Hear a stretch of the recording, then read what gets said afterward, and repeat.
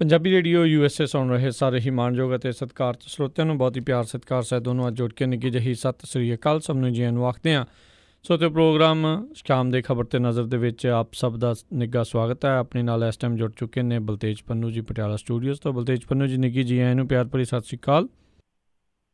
ਜੀ ਬਹੁਤ ਮਿਹਰਬਾਨੀ ਜੀ, ਧੰਨਵਾਦ। ਸਾਡੇ ਅੱਜ ਦੇ ਪ੍ਰੋਗਰਾਮ ਨੂੰ ਸਪਾਂਸਰ ਕਰਦੇ ਨੇ ਖਾਲਸਾ ਇੰਸ਼ੋਰੈਂਸ ਏਜੰਸੀ ਵਾਲੇ, ਜਿਨ੍ਹਾਂ ਦੇ ਕੋਲੋਂ ਤੁਸੀਂ ਹਰ ਇੱਕ ਤਰੀਕੇ ਦੀ ਇੰਸ਼ੋਰੈਂਸ ਕਰਵਾ ਸਕਦੇ ਹੋ। ਪੂਰੇ ਅਮਰੀਕਾ ਭਰ ਦੇ ਵਿੱਚ ਇੰਸ਼ੋਰੈਂਸ ਕਰਦੇ ਨੇ। ਇੰਸ਼ੋਰੈਂਸ ਬਾਰੇ ਪਤਾ ਕਰਨ ਲਈ ਕਾਲ ਕਰੋ ਨੰਬਰ 408-272-2500 ਦੇ ਉੱਤੇ। ਇਸ ਦੇ ਨਾਲ Gurdeep Singh Virdi Clovis, Satnam Singh Shergill Selma, Bahadur Singh Gill Fowler, Ishanjit Singh Kaloti Yuba City, Sukhwinder Singh Jasvir Kaur Fremont, Sarabjit Singh Chokar Turlock, Gurdawar Singh Manjit Kaur Yuba City, Sodhi Singh Sacramento, Avtar Singh Ranjit Kaur Sidhu Bakersfield, ਅਤੇ ਨਾਲ ਹੀ ਸ਼ਿਕਾਗੋ ਪੀਜ਼ਾ ਵਿਦ ਟਵਿਸਟ ਵਾਲੇ, ਜਿਨ੍ਹਾਂ ਕੋਲ ਤੁਸੀਂ ਹਰ ਤਰ੍ਹਾਂ ਦਾ veg non veg Indian style pizza order ਕਰ ਸਕਦੇ ਹੋ। ਪੀਜ਼ਾ ਆਰਡਰ ਕਰਨ ਦੇ ਲਈ ਇਹਨਾਂ ਦੀ ਲੋਕੇਸ਼ਨ ਦੀ ਜਾਣਕਾਰੀ ਲਈ ਵੈਬਸਾਈਟ ਵਿਜ਼ਿਟ ਕਰੋ chicagopizzatwist.com ਅਤੇ 15% ਡਿਸਕਾਊਂਟ ਦੇ ਲਈ ਕੂਪਨ ਕੋਡ 1313 ਦਾ ਇਸਤੇਮਾਲ ਕਰ ਸਕਦੇ ਹੋ। ਇਹਨਾਂ ਸਾਰਿਆਂ ਦਾ ਅਸੀਂ ਬਹੁਤ ਬਹੁਤ ਧੰਨਵਾਦ ਕਰਦੇ ਹਾਂ। ਜੇਕਰ ਤੁਸੀਂ ਜਾਂ ਕੋਈ ਹੋਰ ਕਾਰੋਬਾਰ ਇਸ ਪ੍ਰੋਗਰਾਮ ਨੂੰ ਸਪਾਂਸਰ ਕਰਨਾ ਚਾਹੁੰਦੇ ਹੋ, ਸੰਪਰਕ ਕਰੋ 408-722-7698 ਦੇ ਉੱਤੇ। ਪੰਨੂ ਜੀ, ਗੱਲਬਾਤ ਦਾ ਸਿਲਸਿਲਾ ਸ਼ੁਰੂ ਕਰਦੇ ਹਾਂ। ਰਾਫੇਲ ਡੀਲ ਨੂੰ ਲੈ ਕੇ ਚੱਲ ਰਹੀ ਹੈ ਦੂਸ਼ਣਬਾਜ਼ੀ। ਲੱਗਦਾ ਹੈ ਕਿ ਜਿਹੜਾ ਇਹ ਚੱਲ ਰਿਹਾ ਮੌਜੂਦਾ ਸੈਸ਼ਨ ਹੈ ਲੋਕ ਸਭਾ ਦਾ, ਇਹਦੇ ਵਿੱਚ ਹੋਰ ਬਹੁਤਾ ਕੁਛ ਹੋਣਾ ਨਹੀਂ ਗਾ। ਇਹ ਲਾਸਟ ਸੈਸ਼ਨ ਕਿਹਾ ਜਾ ਸਕਦਾ ਜੀ ਮੌਜੂਦਾ ਜਿਹੜੀ ਇਸ ਵੇਲੇ ਪਾਰਲੀਮੈਂਟ ਹੈ ਉਹਦਾ, ਕਿਉਂਕਿ ਉਸ ਤੋਂ ਬਾਅਦ ਜਿਹੜਾ ਮੁਲਕ ਹੈ ਉਹ ਚੋਣਾਂ ਵੱਲ ਨੂੰ ਵਧੂਗਾ। ਇਹ ਸਾਰਾ ਕੁਛ ਜਿਹੜਾ ਜੀ ਉਹ ਰਫਾਲ ਦੇ ਆਲੇ ਦੁਆਲੇ ਦੇ ਵਿੱਚ ਹੀ ਜਿਹੜਾ ਜੀ ਉਹ ਚੱਲ ਰਿਹਾ। ਜਿਹੜੇ ਕਾਂਗਰਸੀ ਨੇਤਾ ਮਲਕਰਜਨ ਖੜਗੇ, ਉਹਨੇ ਇਹ ਗੱਲ ਕਹੀ ਕਿ ਸਰਕਾਰ ਨੇ ਸੁਪਰੀਮ ਕੋਰਟ ਦੇ ਵਿੱਚ ਝੂਠਾ ਐਫੀਡੇਵਿਟ ਦੇ ਕੇ ਕਿਹਾ ਕਿ ਕੈਗ ਨੇ ਰਫਾਲ ਡੀਲ ਨੂੰ ਆਡਿਟ ਕੀਤਾ। ਫਿਰ PAC ਨੇ ਕੈਗ ਰਿਪੋਰਟ ਦੀ ਜਾਂਚ ਕੀਤੀ। ਉਹਨਾਂ ਕਿਹਾ ਕਿ ਇਹ ਸਾਰਾ ਝੂਠ ਹੈ। ਇਹਦੇ ਕਰਕੇ ਸਾਡੀ ਮੰਗ ਇਹ ਆ ਕਿ ਇੱਕ ਜੁਆਇੰਟ ਪਾਰਲੀਮੈਂਟਰੀ ਕਮੇਟੀ JPC ਜਿਹੜੀ ਆ ਜੀ ਉਹ ਬਣਾਈ ਜਾਣੀ ਚਾਹੀਦੀ ਆ, ਤਾਂ ਕਿ ਸੱਚਾਈ ਜਿਹੜੀ ਜੀ ਉਹ ਸਾਹਮਣੇ ਆਵੇ। ਰਫਾਲ ਡੀਲ 74 ਬੈਠਕਾਂ ਤੋਂ ਬਾਅਦ ਫਾਈਨਲ ਹੋਈ। ਇਹ ਗੱਲ ਜਿਹੜੀ ਜੀ ਰੱਖਿਆ ਮੰਤਰੀ ਨੇ ਆਖੀ। ਕੈਗ ਵਾਲੀ ਗੱਲ ਉਹ ਕਹਿੰਦੇ ਜੀ ਟਾਈਪੋ ਐਰਰ ਸੀਗਾ। ਇਹ ਆਪਣੇ ਆਪ ਦੇ ਵਿੱਚ ਬਹੁਤ ਵੱਡਾ ਕੁਐਸਚਨ ਹੈ ਕਿ ਇੱਕ ਮੁਲਕ ਦੀ, ਐਡੇ ਵੱਡੇ ਮੁਲਕ ਦੀ ਸਰਕਾਰ ਸੁਪਰੀਮ ਕੋਰਟ ਦੇ ਵਿੱਚ ਜਿਹੜਾ ਜੀ ਜਵਾਬ ਦਾਇਰ ਕਰ ਰਹੀ ਹੈ, ਉਹ ਕਹਿੰਦੀ ਟਾਈਪੋ ਐਰਰ ਸੀਗਾ ਜੀ। ਉਹਨਾਂ ਨੇ ਕਿਹਾ ਕਿ ਖੜਗੇ ਤੋਂ ਉਹ ਜਾਣਨਾ ਚਾਹੁੰਦੇ ਆ ਕਿ ਤੁਹਾਡੇ ਸਮੇਂ ਡੀਲ ਨੂੰ ਅੱਗੇ ਵਧਾਉਣ ਦੇ ਵਾਸਤੇ ਦਹਾਕੇ ਕਿਉਂ ਲੱਗ ਗਏ? ਕਿ ਤੁਹਾਨੂੰ ਮੁਲਕ ਦਾ ਜਿਹੜਾ ਜੀ ਉਹ ਖਿਆਲ ਨਹੀਂ ਸੀਗਾ? ਲੋਕ ਸਭਾ ਦੇ ਵਿੱਚ ਇਸ ਬਹਿਸ ਦੇ ਵਿੱਚ ਰੱਖਿਆ ਮੰਤਰੀ ਨਿਰਮਲਾ ਸੀਤਾਰਮਨ ਨੇ ਜਿਹੜਾ ਜੀ ਉਹ ਰਫਾਲ ਕਰਾਰ ਦੇ ਉੱਤੇ ਸਰਕਾਰ ਦਾ ਬਚਾਅ ਕਰਦਿਆਂ ਹੋਇਆ ਕਿਹਾ ਕਿ ਅਸੀਂ ਡਿਫੈਂਸ ਡੀਲ ਕਰ ਰਹੇ ਸੀ ਤੇ ਕਾਂਗਰਸ ਡਿਫੈਂਸ ਦੇ ਵਿੱਚ ਡੀਲ ਜਿਹੜੀ ਆ ਜੀ ਉਹ ਕਰਦੀ ਆ। ਮੁਲਕ ਦੀ ਰੱਖਿਆ ਮੰਤਰੀ ਹੈਰਾਨ ਹੋਵੋਗੇ, ਲਗਾਤਾਰ 2 ਘੰਟੇ ਇਸ ਮਾਮਲੇ ਦੇ ਉੱਤੇ ਪਾਰਲੀਮੈਂਟ ਦੇ ਵਿੱਚ ਬੋਲੇ। ਔਰ ਜਦੋਂ ਉਸ ਤੋਂ ਬਾਅਦ ਰਾਹੁਲ ਗਾਂਧੀ ਹੋਰਾਂ ਨੇ ਫੇਰ ਸਵਾਲ ਕੀਤੇ ਤਾਂ ਨਿਰਮਲਾ ਨੇ 45 ਮਿੰਟ ਤੱਕ ਫੇਰ ਜਵਾਬ ਦਿੱਤੇ। ਪੌਣੇ 3 ਘੰਟੇ ਇੱਕ ਰਫਾਲ ਡੀਲ ਦੇ ਉੱਤੇ ਜਿਹੜੇ ਜੀ ਉਹ ਜਵਾਬ ਦਿੱਤੇ ਰੱਖਿਆ ਮੰਤਰੀ ਨੇ। ਰਾਹੁਲ ਗਾਂਧੀ ਹੋਰਾਂ ਨੇ ਕਿਹਾ ਕਿ ਰੱਖਿਆ ਮੰਤਰੀ ਨੇ 2 ਘੰਟੇ ਦੇ ਵਿੱਚ ਇਤਿਹਾਸ ਤੋਂ ਲੈ ਕੇ ਅੱਜ ਤੱਕ ਦੀਆਂ ਸਾਰੀਆਂ ਗੱਲਾਂ ਕੀਤੀਆਂ, ਪਰ ਅਨਿਲ ਅੰਬਾਨੀ ਦਾ ਜ਼ਿਕਰ ਨਹੀਂ ਕੀਤਾ। ਉਹਨੇ ਇਹ ਗੱਲ ਕਹੀ ਕਿ ਇਹ ਦੱਸੋ ਕਿ ਰਫਾਲ ਡੀਲ ਦੇ ਵਿੱਚ ਅਨਿਲ ਅੰਬਾਨੀ ਨੂੰ ਕੌਣ ਲੈ ਕੇ ਆਇਆ? ਤਾਂ ਨਿਰਮਲਾ ਨੇ ਜਿਹੜਾ ਜੀ ਇਹ ਗੱਲ ਕਹੀ ਕਿ ਰਾਹੁਲ ਨੇ ਮੈਨੂੰ ਜਿਹੜਾ ਜੀ ਉਹ ਝੂਠਾ ਕਿਹਾ, ਪ੍ਰਧਾਨ ਮੰਤਰੀ ਨੂੰ ਚੋਰ ਕਿਹਾ, ਉਹਨਾਂ ਨੂੰ ਮਾਫੀ ਮੰਗਣੀ ਜਿਹੜੀ ਆ ਜੀ ਉਹ ਚਾਹੀਦੀ ਆ। ਜਿਹੜਾ ਜੀ ਜਿਹੜੇ ਕੁਛ ਸਵਾਲ ਜਵਾਬ ਸੀਗੇ ਜੀ, ਇੱਕ ਜਿਹੜੇ ਰੱਖਿਆ ਮੰਤਰੀ ਨੇ ਕਿਹਾ ਕਿ ਸਾਨੂੰ ਪਾਕਿਸਤਾਨ ਤੇ ਚਾਈਨਾ ਤੋਂ ਚੁਣੌਤੀਆਂ ਮਿਲ ਰਹੀਆਂ ਨੇ, ਏਅਰਫੋਰਸ ਦੀ ਤਾਕਤ ਵਧਾਉਣੀ ਜ਼ਰੂਰੀ ਸੀ। ਰਾਹੁਲ ਗਾਂਧੀ ਨੇ ਕਿਹਾ ਕਿ ਜੇ ਇੱਦਾਂ ਹੈ ਤਾਂ ਫਿਰ ਰਫਾਲ 126 ਤੋਂ ਘਟਾ ਕੇ 36 ਕਿਉਂ ਕੀਤੇ ਗਏ? ਸਸਤੇ ਹੀ ਮਿਲ ਰਹੇ ਸੀਗੇ ਤੇ ਪੂਰੇ 126 ਕਿਉਂ ਨਹੀਂ ਲਏ ਗਏ? ਫਿਰ ਰੱਖਿਆ ਮੰਤਰੀ ਨੇ ਕਿਹਾ ਕਿ ਰਾਹੁਲ ਜਿਹੜਾ ਜੀ ਉਹ ਮਗਰਮੱਛ ਦੇ ਅਥਰੂ ਵਹਾ ਰਿਹਾ, ਪਰ ਕਾਂਗਰਸ ਨੇ HAL ਨੂੰ ਮਜ਼ਬੂਤ ਨਹੀਂ ਜਿਹੜਾ ਜੀ ਉਹ ਕੀਤਾ। ਰਾਹੁਲ ਗਾਂਧੀ ਨੇ ਕਿਹਾ ਕਿ HAL ਸਾਰੇ ਜਿਹੜੇ ਜੀ ਇਹ ਜਹਾਜ਼ ਬਣਾਉਂਦਾ ਰਿਹਾ। ਇੱਦਾਂ ਕਿਉਂ ਹੋ ਰਿਹਾ ਕਿ 10 ਦਿਨ ਪਹਿਲਾਂ ਬਣੀ AA ਕੰਪਨੀ ਜਿਹੜੀ ਬਿਹਤਰ ਲੱਗੀ। AA ਇਸ ਕਰਕੇ ਕਹਿ ਰਿਹਾ ਜੀ ਕਿ ਅਨਿਲ ਅੰਬਾਨੀ, ਕਿ ਜਿਹੜੇ ਆਪਣੇ ਲੋਕ ਸਭਾ ਦੇ ਸਪੀਕਰ ਨੇ ਉਹਨੇ ਕਿਹਾ ਸੀ ਕਿ ਨਾਮ ਨਾ ਲਓ, ਤਾਂ ਉਹਨੇ ਕਿਹਾ ਠੀਕ ਆ, ਮੈਂ ਉਹਦਾ ਨਾਮ ਫਿਰ ਡਬਲ ਏ ਜਿਹੜਾ ਜੀ ਉਹ ਕਹੂੰਗਾ। ਇੱਕ ਸਵਾਲ ਇਹ ਕਿਹਾ ਜਿਹੜਾ ਜੀ ਰੱਖਿਆ ਮੰਤਰੀ ਨੇ ਕਿਹਾ ਕਿ ਰਾਹੁਲ ਨੇ ਮੈਨੂੰ ਝੂਠਾ ਕਿਹਾ, ਪ੍ਰਧਾਨ ਮੰਤਰੀ ਨੂੰ ਚੋਰ ਕਿਹਾ, ਰਾਹੁਲ ਦੇਸ਼ ਨੂੰ ਗੁੰਮਰਾਹ ਕਰ ਰਿਹਾ। ਤੇ ਸੰਸਦ ਦੇ ਬਾਹਰ ਰਾਹੁਲ ਗਾਂਧੀ ਨੇ ਇਹ ਕਿਹਾ ਕਿ ਨਿਰਮਲਾ ਸਵਾਲਾਂ ਤੋਂ ਬਚਣਾ ਚਾਹੁੰਦੀ ਆ, ਉਹ ਇਹ ਦੱਸੇ ਕਿ ਪਰਿਕਰ ਦੇ ਘਰ ਦੇ ਵਿੱਚ ਕਿਹੜੀਆਂ ਫਾਈਲਾਂ ਪਈਆਂ ਨੇ। ਇਹ ਮਾਮਲਾ ਜਿਹੜਾ ਜੀ ਉਹ ਨਿਰੰਤਰ ਜਾਰੀ ਹੈ ਤੇ ਜਾਰੀ ਰਹਿਣ ਦੀ ਪੂਰੀ ਸੰਭਾਵਨਾ ਵੀ ਹੈ, ਕਿਉਂਕਿ ਦੋਨਾਂ ਪਾਰਟੀਆਂ ਨੂੰ ਇਹ ਲੱਗਦਾ ਹੈ ਕਿ ਇਹ ਗੱਲ ਜਿਹੜੀ ਜੀ ਉਹ ਠੀਕ ਹੈ, ਅਸਲ ਸਮੱਸਿਆਵਾਂ ਜਿਹੜੀਆਂ ਜੀ ਉਹ ਤੋਂ ਪਾਸੇ ਰਹੇ। ਇਹ 'ਚ ਕੋਈ ਸ਼ੱਕ ਨਹੀਂ ਕਿ ਰਫਾਲ ਡੀਲ ਜਿਹੜੀ ਹੈ ਜੀ ਇੱਕ ਬਹੁਤ ਵੱਡਾ ਜਿਸ ਕਿਸਮ ਦਾ ਲੱਗ ਰਿਹਾ ਇਹ ਘਪਲਾ ਨਿਕਲ ਕੇ ਸਾਹਮਣੇ ਜਿਹੜਾ ਜੀ ਉਹ ਆਊਗਾ। ਕਦੋਂ ਆਊਗਾ ਇਹ ਨਹੀਂ ਜਿਹੜਾ ਜੀ ਪਤਾ, ਪਰ ਇਹਦੇ ਉੱਤੇ ਜਵਾਬਦੇਹੀ ਜਿਹੜੀ ਹੈ ਜੀ ਉਹ ਬਣਦੀ ਤਾਂ ਪ੍ਰਧਾਨ ਮੰਤਰੀ ਹੋਰਾਂ ਦੀ ਆ। ਪਰ ਪ੍ਰਧਾਨ ਮੰਤਰੀ ਹੋਰਾਂ ਨੇ ਪਿਛਲੇ ਸਾਲਾਂ ਦੇ ਦੌਰਾਨ ਜਦੋਂ ਤੋਂ ਆਏ ਨੇ ਇਹ ਕੀਤਾ ਜੀ ਕਿ ਜਦੋਂ ਉਹ ਕਿਸੇ ਚੀਜ਼ 'ਚ ਫਸਦੇ ਨਜ਼ਰ ਆਉਂਦੇ ਆ ਉਹ ਚੁੱਪ ਕਰਕੇ ਸਾਈਡ ਤੇ ਹੋ ਕੇ ਟਿੱਬ ਜਾਂਦੇ। ਚਲੋ ਯਾਤਰਾ ਕਰ ਰਹੀਏ। ਤੇ ਪੰਨੂ ਜੀ ਇਹ ਵੀ ਮੈਂ ਪੁੱਛਣਾ ਚਾਹੁੰਦਾ ਵੀ ਅਨਿਲ ਅੰਬਾਨੀ ਦਾ ਨਾਂ ਨਾ ਲੈਣ ਦਾ ਕੀ ਕਾਰਨ ਆ? ਕੀ ਕੋਈ ਉਹਨਾਂ ਨੇ ਕਾਰਨ ਦੱਸੇ? ਇਹ ਕਾਰਨ ਇਹ ਕਿਹਾ ਜਾ ਰਿਹਾ ਕਿ ਉਹ ਪਾਰਲੀਮੈਂਟ ਦੇ ਵਿੱਚ ਮੌਜੂਦ ਨਹੀਂ। ਜੇ ਬੰਦਾ ਪਾਰਲੀਮੈਂਟ ਦੇ ਵਿੱਚ ਮੌਜੂਦ ਨਹੀਂ ਤੇ ਉਹਦਾ ਨਾਮ ਨਾ ਲਿਆ ਜਾਵੇ। ਇਹ ਲੋਕ ਸਭਾ ਦੇ ਇੱਕ ਸਪੀਕਰ ਨੇ ਜਿਹੜੀ ਦੀ ਉਹ ਗੱਲ ਆਖੀ ਸੀਗੀ। ਵੈਸੇ ਇਹਦਾ ਕੋਈ ਤਰਕ ਤਾਂ ਐਡਾ ਨਹੀਂ ਜਿਹੜਾ ਦੀ ਉਹ ਬਣਦਾ, ਪਰ ਰਾਹੁਲ ਗਾਂਧੀ ਹੋਰਾਂ ਨੇ ਉਹ ਡਬਲ ਏ ਕਹਿ ਕੇ ਕਿ ਉਹ ਗੱਲ ਤਾਂ ਲੋਕਾਂ ਨੂੰ ਫਿਰ ਵੀ ਸਮਝ ਲੱਗੀ ਜਾਂਦੀ ਹੈ ਕਿ ਕੀ ਹੈ। ਜੀ ਜੀ ਜੀ, ਪਰ ਇੱਥੋਂ ਇਹੀ ਪਤਾ ਲੱਗਦਾ ਵੀ ਕਿਸ ਤਰੀਕੇ ਦੇ ਨਾਲ ਕਿੱਥੇ ਤੱਕ ਅੰਬਾਨੀਆਂ ਦੇ ਹੱਥ ਪਹੁੰਚੇ ਨੇ। ਅਗਲੀ ਪੰਨੂ ਜੀ ਆਪਾਂ ਗੱਲ ਕਰਦੇ ਹਾਂ ਸਰਕਾਰ ਦੀ ਕਰਜ਼ਾ ਮਾਫੀ ਦੀਆਂ ਗੱਲਾਂ ਚੱਲਦੇ ਦੇ ਕਰਕੇ ਬਹੁਤ ਸਾਰੇ ਕਿਸਾਨ ਜਿਹੜੇ ਆ ਕਿਸ਼ਤਾਂ ਨਹੀਂ ਭਰ ਰਹੇ, ਡਿਫਾਲਟਰ ਹੋ ਰਹੇ ਨੇ। ਇਹ ਕਿਸਾਨ ਇਸ਼ੂ ਜਿਹੜਾ ਜੀ ਉਹ ਇਸ ਵੇਲੇ ਵੱਡਾ ਤਾਂ ਬਣਿਆ ਹੋਇਆ, ਇਹਦੇ 'ਚ ਕੋਈ ਸ਼ੱਕ ਨਹੀਂ। ਚਾਹੇ ਉਹ ਸੂਬੇ ਦੀ ਗੱਲ ਹੈ, ਚਾਹੇ ਉਹ ਮੁਲਕ ਦੀ ਜਿਹੜੀ ਉਹ ਗੱਲ ਹੈ। ਕਾਂਗਰਸ ਨੇ ਜਿਹੜੀਆਂ ਛੱਤੀਸਗੜ੍ਹ ਹੋਵੇ, ਮੱਧ ਪ੍ਰਦੇਸ਼ ਹੋਵੇ ਤੇ ਰਾਜਸਥਾਨ ਹੋਵੇ, ਪੰਜਾਬ ਤੋਂ ਬਾਅਦ ਕਿਸਾਨਾਂ ਦੇ ਕਰਜ਼ੇ ਦੀ ਜਿਹੜੀ ਉਹ ਗੱਲ ਕਰਕੇ ਇਹਨਾਂ ਸੂਬਿਆਂ ਦੇ ਵਿੱਚ ਸਰਕਾਰ ਬਣਾਈ ਹੈ। ਬਿਨਾਂ ਕਿਸਾਨਾਂ ਦੀਆਂ ਵੋਟਾਂ ਤੋਂ ਜਾਂ ਕਿਸਾਨਾਂ ਦੇ ਕਰਜ਼ਿਆਂ ਦੀ ਗੱਲ ਕੀਤੇ ਤੋਂ ਇੱਥੇ ਸਰਕਾਰ ਬਣਦੀ ਨਹੀਂ ਸੀਗੀ। ਇੱਥੇ ਪੰਜਾਬ ਦੇ ਵਿੱਚ ਕੀ ਹੋਇਆ ਇਹ ਵੀ ਸਭ ਨੂੰ ਜਿਹੜਾ ਉਹ ਪਤਾ ਹੈ। ਉਹ ਵੀਡੀਓ ਅੱਜ ਵੀ ਜਿਹੜੀਆਂ ਦੀ ਉਹ ਚੱਲਦੀਆਂ ਨੇ ਜਿਹਦੇ ਵਿੱਚ ਕਿਹਾ ਜਾ ਰਿਹਾ ਸੀਗਾ ਕਿ ਤੁਹਾਡੇ ਸਾਰੇ ਕਰਜ਼ੇ ਚਾਹੇ ਉਹ ਤੁਸੀਂ ਬੈਂਕਾਂ ਤੋਂ ਲਏ ਆ, ਪ੍ਰਾਈਵੇਟ ਬੈਂਕਾਂ ਤੋਂ ਲਏ, ਸਰਕਾਰੀ ਬੈਂਕਾਂ ਤੋਂ ਲਏ, ਆੜਤੀਆਂ ਤੋਂ ਲਏ ਆ, ਗੁਆਂਢੀਆਂ ਤੋਂ ਫੜੇ ਆ, ਇੱਥੋਂ ਤੱਕ ਇਹ ਕਿਹਾ ਗਿਆ ਸੀ ਉਹ ਵੀ ਸਰਕਾਰ ਜਿਹੜੀ ਉਹ ਸਾਰੇ ਤੁਹਾਡੇ ਦੇਊਗੀ। ਬਾਅਦ ਦੇ ਵਿੱਚ ਟੀ ਹੱਕ ਦੀ ਕਮੇਟੀ ਬਣੀ, ਕਿਵੇਂ ਗਰੀਬ ਕਿਸਾਨ ਲੱਭੇ ਗਏ, ਫਿਰ ਗਰੀਬਾਂ ਚੋਂ ਹੋਰ ਗਰੀਬ ਕਿਸਾਨ ਲੱਭੇ ਗਏ, ਫਿਰ ਉਹਨਾਂ ਦੇ ਕਰਜ਼ੇ ਜਿਹੜੇ ਜੀ ਮੁਆਫ ਕਰਨ ਵੱਲ ਨੂੰ ਗੱਲ ਤੁਰੀ। ਇਹ ਕਿਤੇ ਨਾ ਕਿਤੇ ਮੁਸੀਬਤ ਜਿਹੜਾ ਜੀ ਕਰਜ਼ ਮਾਫੀ ਬਣਦੀ ਨਜ਼ਰ ਆ ਰਹੀ ਆ ਕਿਸਾਨਾਂ ਦੇ ਵਾਸਤੇ। ਇਹ ਠੀਕ ਹੈ ਕਿ ਕੁਝ ਮਦਦ ਤਾਂ ਜਿਹੜੀ ਹੈ ਜੀ ਉਹ ਹੋਈ ਆ, ਪਰ ਕਰਜ਼ ਮੁਆਫੀ ਕੀ ਹੱਲ ਹੈ ਇਹ ਇੱਕ ਵੱਖਰਾ ਪੁਆਇੰਟ ਹੈ। ਪੰਜਾਬ ਦੇ ਜਿਹੜੇ ਕਿਸਾਨ ਆ ਜੀ ਉਹ ਕਰਜ਼ਾ ਮਾਫੀ ਤੋਂ ਬਾਅਦ ਕਿਸ਼ਤਾਂ ਭਰਨ ਤੋਂ ਟਲਣ ਲੱਗੇ ਆ, ਜਿਹਦੇ ਕਰਕੇ ਜਿਹੜੀਆਂ ਖੇਤੀ ਵਿਕਾਸ ਬੈਂਕਾਂ ਨੇ ਉਹਨੂੰ ਸਿੱਧੀ ਸੱਟ ਜਿਹੜੀ ਹੈ ਜੀ ਉਹ ਵੱਜੀ ਹੈ।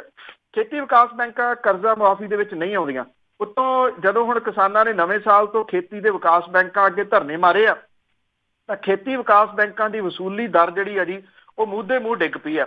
ਬੈਂਕ ਅਧਿਕਾਰੀ ਫਿਕਰਮੰਦ ਹੈ ਕਿ ਅੱਗੇ ਲੋਕ ਸਭਾ ਚੋਣਾਂ ਨੇ, ਕਿਸਾਨਾਂ ਦੇ ਉੱਤੇ ਕੋਈ ਦਬਾਅ ਨਹੀਂ ਬਣਾਇਆ ਜਾ ਸਕਦਾ। ਪੰਜਾਬ ਭਰ ਦੇ ਵਿੱਚ 99 ਖੇਤੀ ਵਿਕਾਸ ਬੈਂਕ ਨੇ, ਜਿਨ੍ਹਾਂ ਚੋਂ ਸਭ ਤੋਂ ਮੰਦਾ ਹਾਲ ਨਰਮਾ ਪੱਟੀ ਦੇ ਖੇਤੀ ਵਿਕਾਸ ਬੈਂਕਾਂ ਦਾ, ਜਿੱਥੇ ਵਸੂਲੀ ਦਰ ਸਭ ਤੋਂ ਵੱਧ ਪ੍ਰਭਾਵਿਤ ਹੋਈ ਹੈ।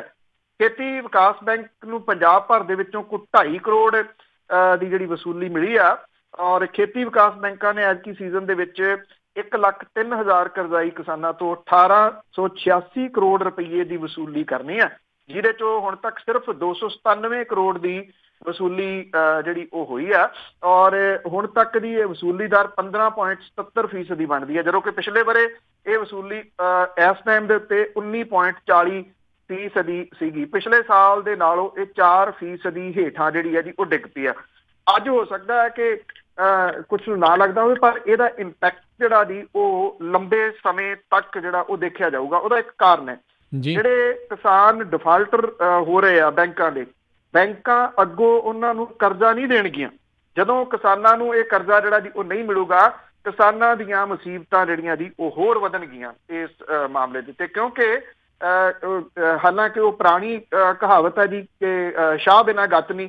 ਸ਼ਾਹ ਚਲੋ ਜਿਹੜੇ ਹੁੰਦੇ ਸੀ ਪਹਿਲਾਂ ਆੜਤੀਏ ਹੁੰਦੇ ਸੀਗੇ, ਸ਼ਾਹੂਕਾਰ ਹੁੰਦੇ ਸੀਗੇ, ਹੁਣ ਬੈਂਕਾਂ ਨੇ। ਤੇ ਕਰਜ਼ੇ ਤੋਂ ਬਿਨਾਂ ਤਾਂ ਗੱਲ ਜਿਹੜੀ ਉਹ ਕਿਸੇ ਜਗ੍ਹਾ ਦੇ ਉੱਤੇ ਵੀ ਤੁਸੀਂ ਚੱਲ ਜਾਓ ਨਹੀਂ ਜਾਂਦੀ, ਕਿਸੇ ਮੁਲਕ ਦੇ ਵਿੱਚ ਚਲੇ ਜਾਓ। ਇਹਦੇ ਨਾਲ ਉਹਨਾਂ ਦਾ ਜਿਹੜਾ ਕ੍ਰੈਡਿਟ ਖਰਾਬ ਹੋਊਗਾ ਕਿਸਾਨਾਂ ਦਾ, ਉਹ ਉਹਨਾਂ ਦੇ ਵਾਸਤੇ ਮੁਸੀਬਤ ਜਿਹੜੀ ਉਹ ਬਣੂਗਾ। ਪਰ ਕਿਸਾਨ ਜਿਹੜੇ ਉਹ ਅਹਿਸਾਸ ਦੇ ਵਿੱਚ ਨੇ ਕਿ ਉਹਨਾਂ ਦੇ ਕਰਜ਼ੇ ਦੀ ਵਾਰੀ ਵੀ ਸ਼ਾਇਦ ਆ ਜਾਊਗੀ, ਜਿਹਦੇ ਕਰਕੇ ਉਹ ਕਿਸ਼ਤਾਂ ਨਹੀਂ ਦੇ ਰਹੇ। ਇਹ ਜਿੱਥੇ ਜਿਹੜੇ ਕਿਸਾਨ ਜਿਹੜੇ ਇਹ ਵਿਕਾਸ ਬੈਂਕ ਨੇ ਜੀ, ਉਹਨਾਂ ਦੇ ਅਫਸਰਾਂ ਦੇ ਵਾਸਤੇ, ਬੈਂਕਾਂ ਦੇ ਵਾਸਤੇ ਮੁਸੀਬਤ ਹੈ, ਤੇ ਬਿਨਾਂ ਕਿਸੇ ਸ਼ੱਕ ਦੇ ਲੰਮੇ ਟਾਈਮ ਦੇ ਵਾਸਤੇ ਕਿਸਾਨਾਂ ਵਾਸਤੇ ਵੀ ਮੁਸੀਬਤ ਬਣਨੀ ਹੈ। ਜੀ ਜੀ। ਅਗਲੀ ਗੱਲ ਕਰਦੇ ਹਾਂ, ਪੰਚਾਇਤੀ ਚੋਣਾਂ ਜਿਹੜੀਆਂ ਹੋ ਕੇ ਹਟੀਆਂ ਤੇ ਕਹਿੰਦੇ ਹੁਣ ਉਸ ਤੋਂ ਬਾਅਦ ਦੇ ਵਿੱਚ ਅਫਸਰਾਂ ਦੇ ਖਿਲਾਫ ਸ਼ਿਕਾਇਤਾਂ ਦੇ ਹੜ੍ਹ ਆਏ ਨੇ। ਉਹਦੇ ਪੰਜਾਬ ਦੇ ਵਿੱਚ ਜਿਹੜੀਆਂ ਗ੍ਰਾਮ ਪੰਚਾਇਤਾਂ ਦੀਆਂ ਚੋਣਾਂ ਦੇ ਦੌਰਾਨ ਦਿਹਾਤੀ ਵਿਕਾਸ ਪੰਚਾਇਤ ਵਿਭਾਗ ਦੇ ਵੱਲੋਂ ਹਾਕਮ ਧਿਰ ਦੇ ਸਿਆਸੀ ਵਿੰਗ ਦੇ ਵਜੋਂ ਜਿਹੜੀ ਜੀ ਇਹ ਭੂਮਿਕਾ ਨਿਭਾਈ ਗਈ ਹੈ।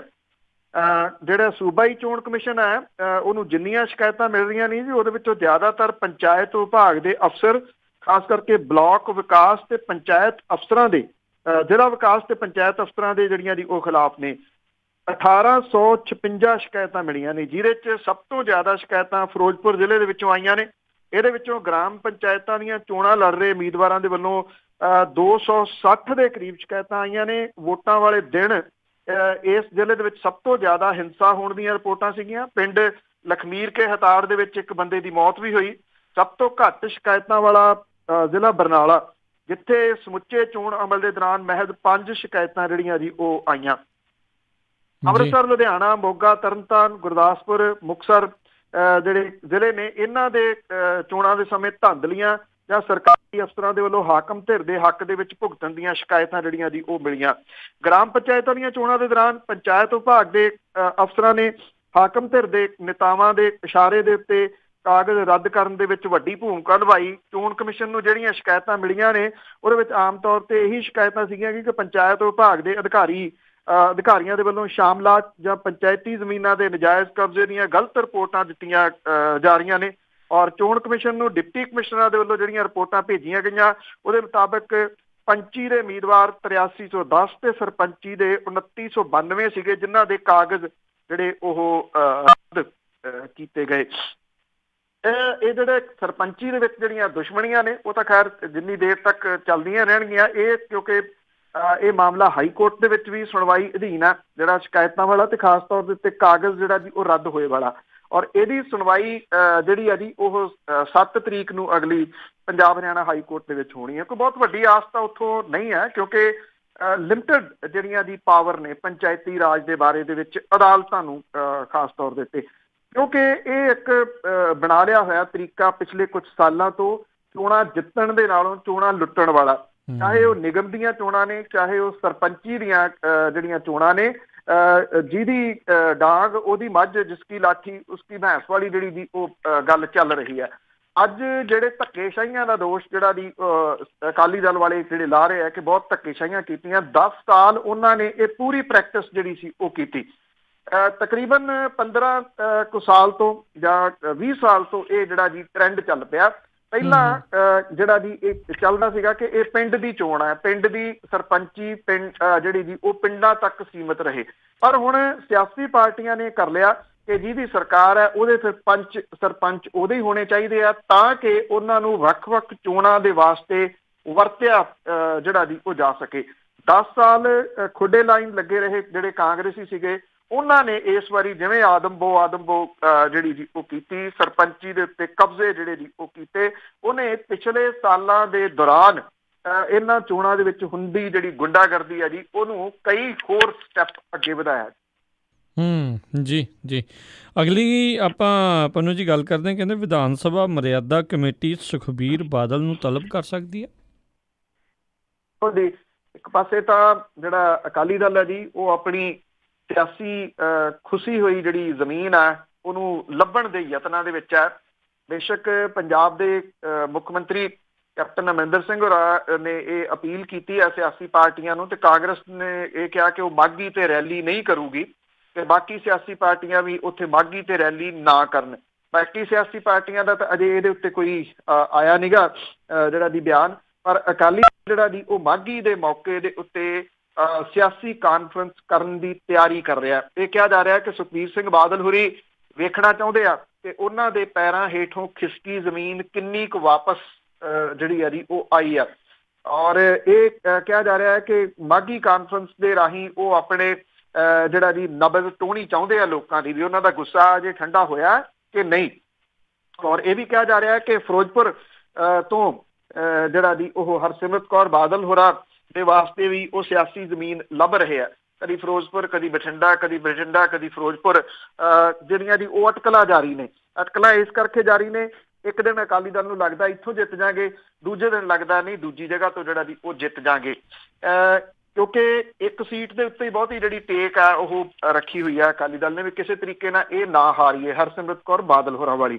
ਇਹਦਾ ਕੀ ਬਣਦਾ ਆ ਇਹ ਬਾਅਦ ਵਾਲੀ ਗੱਲ ਹੈ, ਪਰ ਇੱਕ ਨਵੀਂ ਮੁਸ਼ਕਲ ਦੇ ਵਿੱਚ ਘਿਰਨ ਜਾ ਰਹੇ ਆ ਜਿਹੜੇ ਅਕਾਲੀ ਦਲ ਦੇ ਪ੍ਰਧਾਨ ਸੁਖਬੀਰ ਸਿੰਘ ਬਾਦਲ ਹੋਰੀ। ਤੁਹਾਨੂੰ ਯਾਦ ਹੋਵੇ ਤਾਂ ਵਿਧਾਨ ਸਭਾ ਦੇ ਵਿੱਚ ਸੁਖਬੀਰ ਸਿੰਘ ਬਾਦਲ ਹੋਰਾਂ ਨੇ ਜਿਹੜੇ ਜੀ ਕੁਝ ਦੋਸ਼ ਲਾਏ ਸੀਗੇ ਕਿ ਬਲਜੀਤ ਸਿੰਘ ਦਾਦੂਵਾਲ ਦੀ ਮੁਲਾਕਾਤ ਜਿਹੜੀ ਆ ਉਹ ਪੰਜਾਬ ਦੇ ਮੁੱਖ ਮੰਤਰੀ ਕੈਪਟਨ ਅਮਰਿੰਦਰ ਸਿੰਘ ਹੋਰਾਂ ਦੀ ਕੋਠੀ ਦੇ ਉੱਤੇ ਹੋਈ ਆ।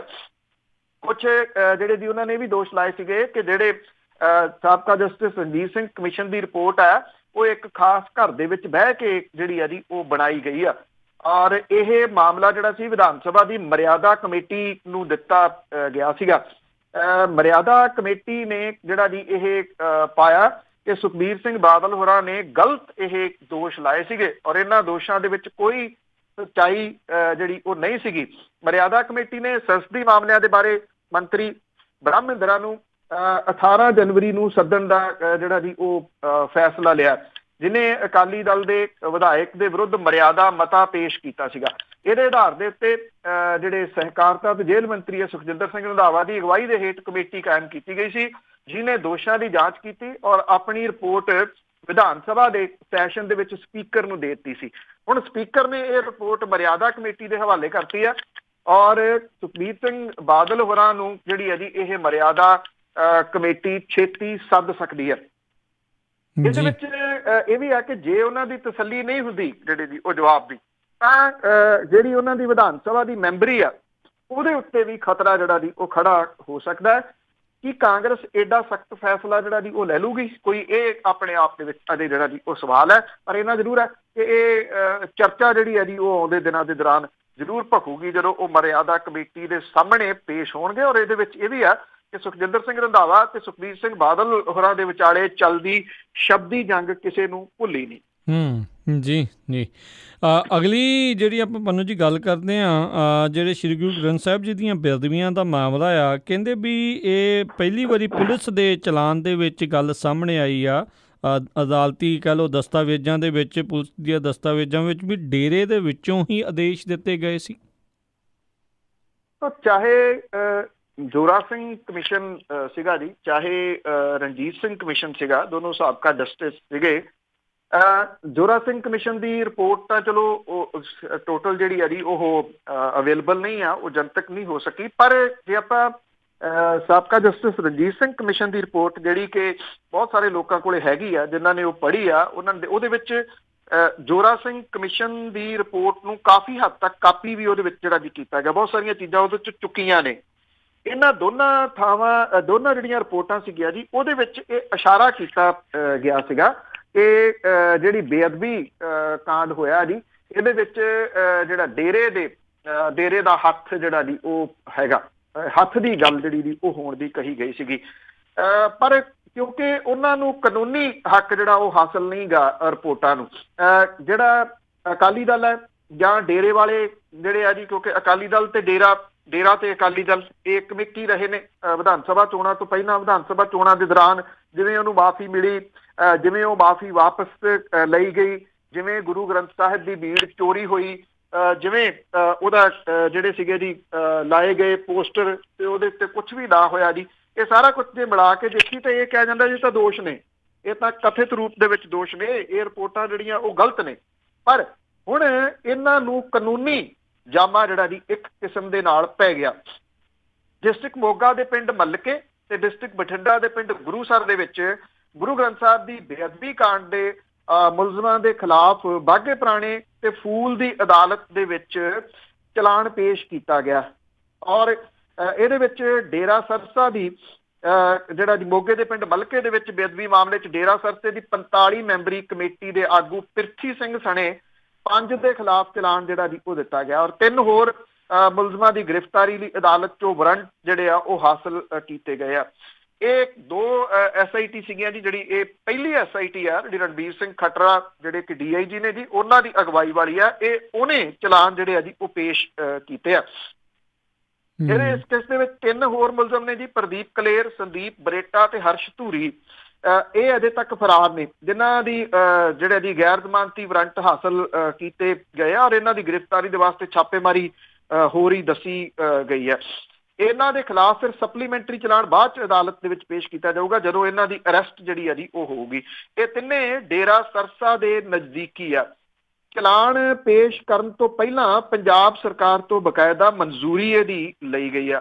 ਪਿੰਡ ਮਲਕੇ ਦੇ ਵਿੱਚ 3 ਸਾਲ ਪਹਿਲਾਂ 4 ਨਵੰਬਰ 15 ਨੂੰ ਗੁਰੂ ਗ੍ਰੰਥ ਸਾਹਿਬ ਦੀ ਬੇਅਦਬੀ ਕਾਂਡ ਦੇ ਵਿੱਚ ਡੇਰਾ ਪ੍ਰੇਮੀਆਂ ਦਾ ਹੱਥ ਹੋਣ ਦੇ ਸਬੂਤ ਮਿਲਣ ਤੋਂ ਬਾਅਦ ਪਿਰਥੀ ਸਿੰਘ ਸਣੇ 5 ਡੇਰਾ ਪ੍ਰੇਮੀਆਂ ਮਿੱਠੂ ਸਿੰਘ ਤੇ ਅਮਰਜੀਤ ਸਿੰਘ ਦੋਵੇਂ ਪਿੰਡ ਮਲਕੇ ਦੀ ਗ੍ਰਿਫਤਾਰੀ ਜਿਹੜੀ ਆ ਜੀ ਉਹ ਹੋਈ ਸੀਗੀ।